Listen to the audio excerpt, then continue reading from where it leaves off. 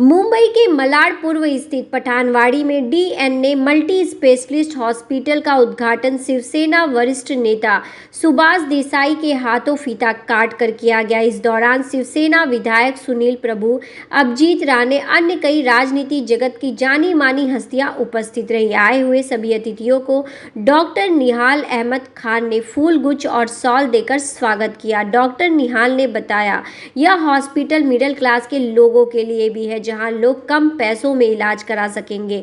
55 bed की सुविधाएं हैं, जो कि 55 बेड आईसीयू हैं। और क्या कुछ कहना था उपस्थित लोगों का, देखिए मुंबई से यह खास रिपोर्ट।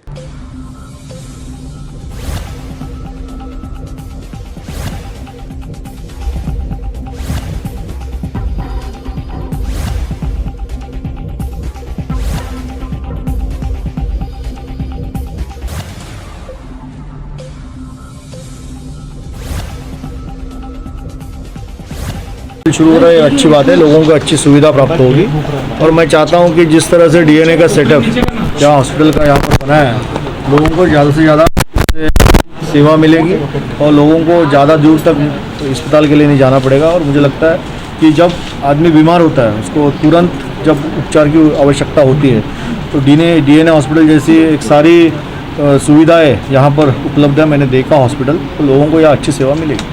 सर, कोरोना काल को लेकर लोग परेशान है, क्या डीएनए हॉस्पिटल में भी कंसेशन दिया जाएगा वैसे ही? नहीं, ऐसा है कि डीएनए हॉस्पिटल जिस तरह से चलाया जा रहा है, गवर्नमेंट के नियम के अनुसार जो कंसेशन होगा वो देना ही पड़ेगा, कोई भी हॉस्पिटल हो, डीएनए हो और कोई हो। सर, मुंबई क्या कैसे देखते हैं कि हॉस्पिटल को किस तरह से बंद करना चाहिए लोगों के लिए?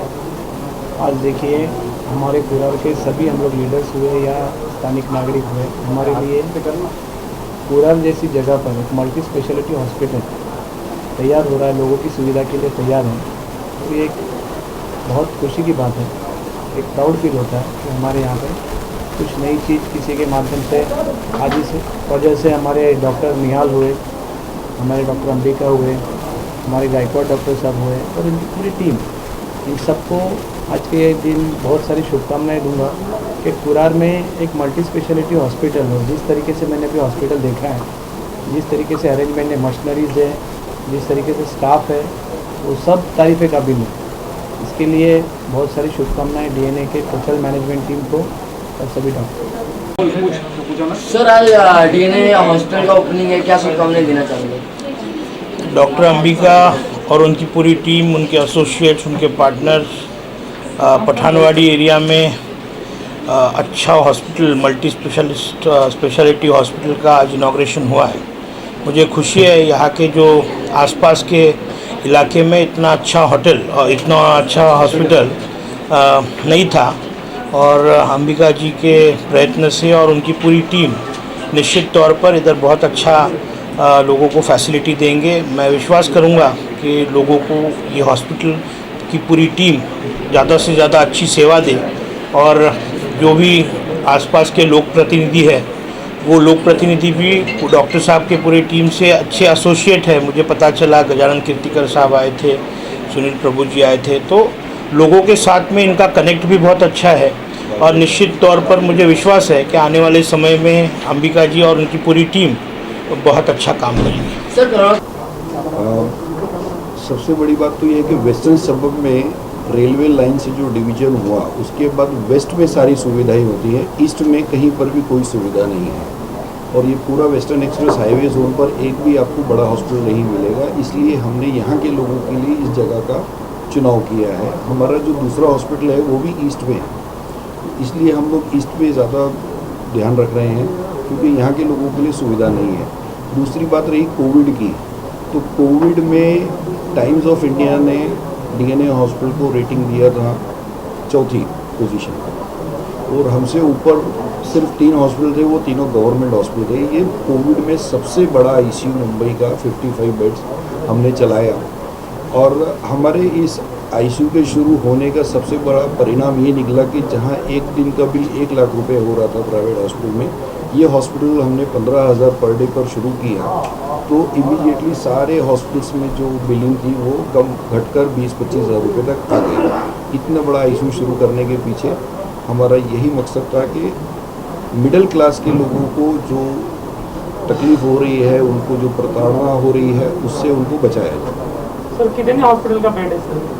ये हमारा 55 बेड का है और हमारा एक हॉस्पिटल कांदिवली ईस्ट में है जो 35 बेड। सर आईसीयू की बात कीजिए तो आईसीयू सर हमारे टोटल बेड पर आईसीयू फैसिलिटी है, पूरे 55 बेड पर आईसीयू फैसिलिटी है। जनरल वार्ड में भी air condition, monitor, oxygen, vacuum, suction, air, सारी फैसिलिटी जनरल वार्ड में भी है, ट्विन शेयरिंग रूम में, डिलक्स रूम में और आईसीयू में भी। सर डॉक्टर कितने अवेलेबल हैं?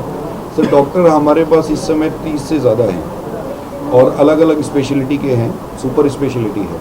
कौन कौन सी बीमारियों का इलाज यहाँ पे होगा, जैसे कि बहुत सारी बड़ी बड़ी बीमारियाँ हैं यहाँ पर सर बुखार, नॉर्मल डेंगू, मलेरिया से लेकर हार्ट अटैक, ब्रेन की सर्जरी, कैंसर की सर्जरी, स्पाइन का ऑपरेशन, दूरबीन से होने वाले ऑपरेशन और इंटरवेंशनल रेडियोलॉजी नाम से जो एक नई फील्ड विकसित हो रही है, मुंबई में अभी पूरी तरह से विकसित नहीं हुई है, लेकिन हमने उसको पूरी तरीके से उस पर फोकस करके शुरू किया हुआ है, इंटरवेंशनल रेडियोलॉजी, जिसमें पेशेंट को दिन के दिन में ही बड़े से बड़ा ऑपरेशन करके घर में भेज दिया जा सकता है। कुलदीप गायकवाड़।